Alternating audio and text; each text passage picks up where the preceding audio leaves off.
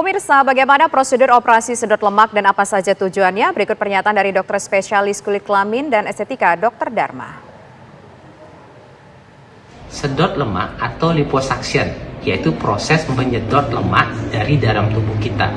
Proses ini terutama adalah menyedot lemak di bagian-bagian yang tidak diinginkan. Biasanya orang double chin di leher, di lengan, di perut, bahkan di paha. Tujuannya adalah membentuk tubuhnya sehingga membentuk proporsi tubuh yang ideal.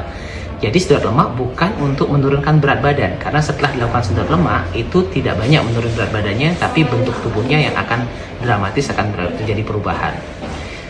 Konsekuensi dari sedot lemak ini sebenarnya sama dengan operasi pada umumnya. Jadi tetap ada resiko pada dilakukan operasi sedot lemak. Namun apabila dilakukan dengan tepat, itu umumnya bisa aman.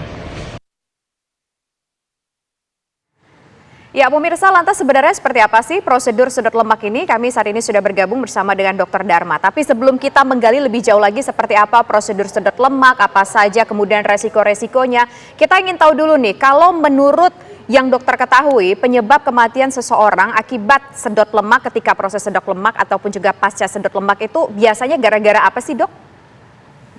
Ya, pertama sih yang tersering itu adalah emboli lemak, Mbak. Artinya lemak yang disedot kan itu dipecahkan, ya itu bisa masuk ke dalam pembuluh darah. Tapi ini biasanya dengan bius yang sekarang ini dengan tumorsen anestesi, artinya cairan biusnya juga mengecilkan pembuluh darah, itu lebih jarang terjadi. Yang kedua itu bisa terjadi perforasi organ atau struktur yang di dalam tubuh kita. Misalnya kalau di perut tuh resiko bisa menusuk perut, tembus ke usus dan lain-lain. Kemudian di lengan atau daerah lain itu bisa mengenai pembuluh darah atau apa ya, yang lainnya. Tapi ini juga bisa berkurang resikonya dengan bius lokal yang tumorsen, artinya dikembungkan dengan teknik yang benar, itu jarak antara bagian-bagian yang disedot berbahaya itu menjadi jauh, sehingga resiko menurun. Terakhir itu bisa juga terjadi karena toksisitas dari lidokain atau cairan biusnya. Nah ini terjadi kalau pencampurannya yang salah atau dosisnya itu yang tidak tepat. Nah ini biasanya dengan penelitian dokter itu kan kecil resiko terjadinya ini. Oke, jadi artinya kan bisa disebutkan dua ya, faktor penyebabnya bisa karena kondisi dari pasien sendiri atau bisa karena prosesnya ya, proses sedot lemaknya. Tapi kalau berdasarkan penelitian Dr. Dharma, ini potensi paling besar yang mengakibatkan seseorang bisa meninggal dunia pasca sedot lemak itu apa? Faktor yang mana? Faktor emboli lemak. Jadi emboli lemak itu artinya terjadi pada proses pelaksanaan tindakan. Dan yang kedua itu terjadi karena perforasi organ. Artinya karena tekniknya misalnya mengalami tusukan ke organ yang berbahaya di dalam. Sebenarnya normalnya sedot lemak itu hanya di permukaan kulit, Mbak, di atas otot. Jadi lemaknya hanya permukaan yang diambil. Tapi kalau ada kesalahan teknik itu bisa melukai atau menembus bagian yang berbahaya. Oke. Nah, Dr. Dharma, ada tidak kondisi tertentu yang membuat seseorang ini tidak boleh menjalani sedot lemak? Karena kan biasanya kalau operasi-operasi besar lainnya kita harus cek lab dulu segala macam. Nah, kalau sedot lemak ini seperti apa prosedurnya?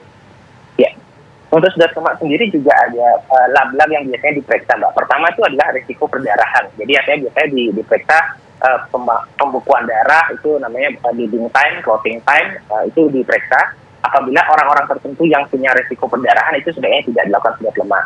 Yang kedua biasanya juga diperiksa adalah fungsi hati, fungsi ginjal, karena obat bius yang dimasukkan itu dengan jumlah yang tinggi, jadi dia butuh pengeluaran yang bagus, yaitu menggunakan lewat organ-organ tadi, artinya lewat hati dan ginjal yang normal, sehingga dia bisa obatnya bisa tuntas dikeluarkan, sehingga resikonya menurun.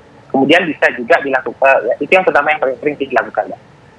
Oke, tapi dokter, saya mau mendalami tadi dokter menyampaikan bahwa ini potensi paling besar mengakibatkan seseorang meninggal dunia karena prosesnya ya. Proses dalam sedot lemak ini yang potensinya paling besar itu apakah bahan untuk sedot lemaknya atau tenaga medisnya atau bagaimana, Dok? Sebenarnya lebih pada teknik pengerjaannya, Mbak. Oh, teknik pengerjaannya. Jadi ya. teknik pengerjaannya. Jadi artinya semua kembalikan tindakan medis itu adalah aman apabila dilakukan dengan benar, dengan standar SOP-nya dan juga prosedur-prosedur teknik yang benar gitu, Mbak. Oke. Nah, Dok, kalau untuk prosedurnya kan harus ada cek lab segala macam. Kalau orang tadi yang kita lihat selebgram ini dia sebelum meninggal kejang-kejang. Nah, itu kejang-kejang apakah ciri-ciri terjadi emboli lemak atau mungkin ada organ tubuhnya yang tidak bisa menerima obat-obat yang dipergunakan ataupun juga bius yang dipergunakan ketika proses sedot lemak? Ya, pertama sih saya mungkin tidak bisa mengambil kesimpulan langsung Mbak ya, artinya proses apa yang terjadi, karena tetap proses otopsi yang paling penting. Kemudian kalau untuk resiko terjadi kejang-kejang, itu bisa aja salah satu terjadi bisa karena toksisitas dari lidokain, artinya campuran obatnya itu yang komposisinya mungkin tidak tepat sehingga bisa terjadi intoksikasi, artinya kadar di darah itu meningkat sehingga dia bisa masuk ke otak, itu bisa menimbulkan salah satu resiko kejang-kejang. Kemudian emboli lemak itu artinya lemak yang masuk ke pembuluh darah, itu juga bisa ke paru-paru maupun ke organ lain, juga bisa menimbulkan resiko. Oke, baik. Terima kasih Dr. Dharma atas informasinya. Sudah bergabung bersama kami di Kabar Petang. Sehat selalu.